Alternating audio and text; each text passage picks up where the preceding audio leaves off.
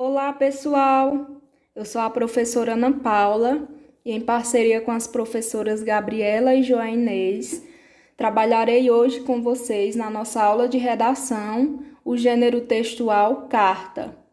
Certamente, em algum momento da vida, vocês já devem ter lido ou escrito esse tipo de texto. Então, vamos conhecer o que é a carta? A carta é um tipo de texto epistolar, ou seja, próprio de epístola, da narração de algo, por meio de cartas, utilizado geralmente entre indivíduos que apresentam certa aproximação. Então, geralmente, quando nós enviamos uma carta, nós enviamos para um parente, um amigo muito próximo, e assim por diante. Ainda que seja pouco utilizada atualmente, vista a expansão da tecnologia, esse gênero textual ele foi substituído pelas novas tecnologias, o e-mail, por exemplo. Substituiu perfeitamente o uso da carta. As redes sociais, Mesmo com o avanço, a expansão dessa tecnologia, ainda há pessoas que preferem escrever no papel e enviar essas cartas via correios. Porém, há três tipos básicos, de carta, que são as mais utilizadas atualmente, que são a correspondência oficial, a correspondência comercial e a correspondência pessoal, que é a que vai nos interessar na aula de hoje. Nós vamos estudar e conhecer um pouco mais das características e estrutura da carta pessoal.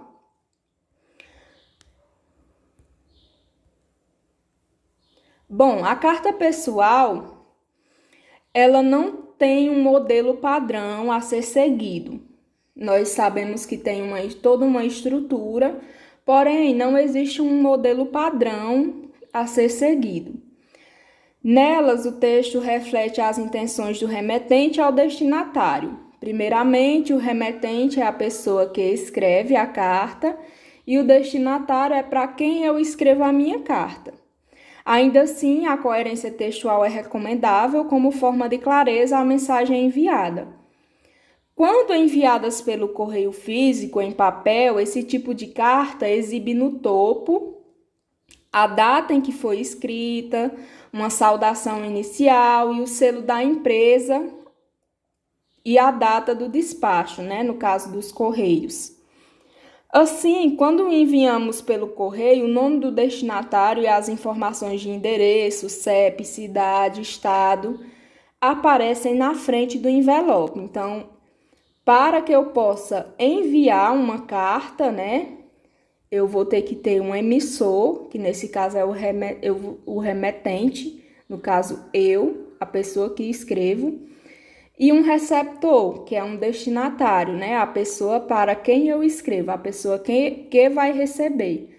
E para que essa carta seja enviada, existe todo um protocolo a ser seguido, Eu vou ter que saber o endereço da pessoa para que os correios possam entregar, a minha carta no endereço correto. Já na parte de trás, deverá estar o nome do remetente, no caso, meu nome, seguido do endereço, rua, avenida, número, bairro, além do CEP, e a cidade e o estado, assim como do remetente também. Dependendo da pessoa a quem se destina, a linguagem utilizada na carta pessoal pode ser uma linguagem mais despretensiosa, ou seja, a nossa linguagem coloquial, aquela linguagem mais despreocupada que nós usamos no dia a dia.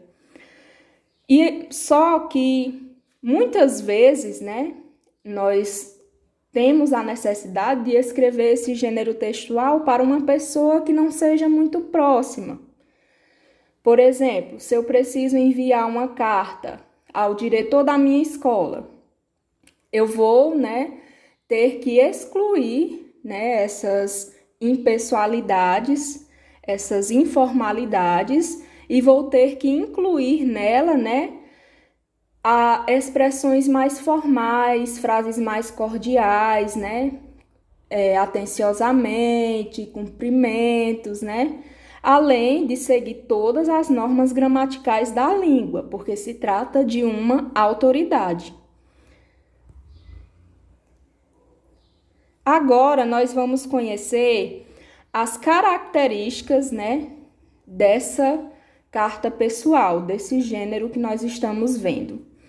As principais características da carta pessoal são, né, presença de destinatário e remetente, né? Para que eu possa escrever uma carta, eu tenho que ter um destinatário, uma pessoa para quem eu vou escrever. Uso da linguagem formal ou informal, né? Vai depender da proximidade que você tem com a pessoa a quem se destina esse texto. Texto de ordem sentimental e subjetiva, já que se trata de um texto, né? Uma carta pessoal, um texto para uma pessoa mais próxima. Texto geralmente breve, escritos na primeira pessoa do singular, já que quem escreve a carta sou eu.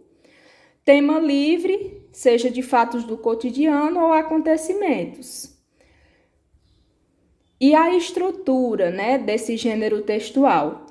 Dependendo da proximidade entre eu e o remetente, né, a pessoa, entre eu, aliás, o remetente, e o destinatário, que é a pessoa para quem eu escrevo, as cartas pessoais, elas não seguem uma estrutura padrão, como eu falei anteriormente. No entanto, vale a pena lembrar que, como gênero epistolar, ela apresenta uma estrutura básica.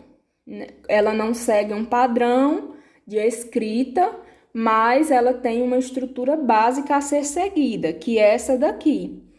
Local e data são colocados acima de qualquer informação, então a primeira coisa que eu vou escrever ao escrever a minha carta pessoal vai ser o local e a data, o vocativo, que é o nome do destinatário, pode ser a forma como você chama a pessoa, o apelido, fica a critério.